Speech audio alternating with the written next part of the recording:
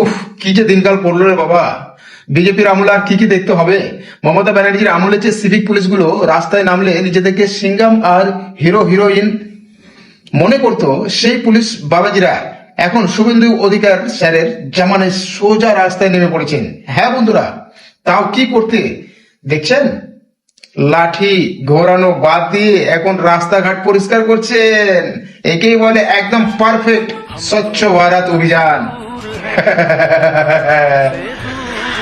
আর হাসি পাচ্ছে না সত্যি।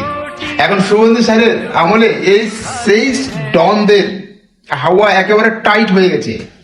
রাস্তায় নেমে ধুলো উড়াচ্ছেন আর মনের সুখে ঝাড়ু দিচ্ছেন। ঠিক এরকমই হওয়া দরকার ছিল। আমাদের সরকারকে একটু আমরা সাপোর্ট করব, কিংবা একটু হাততালি দেবেন।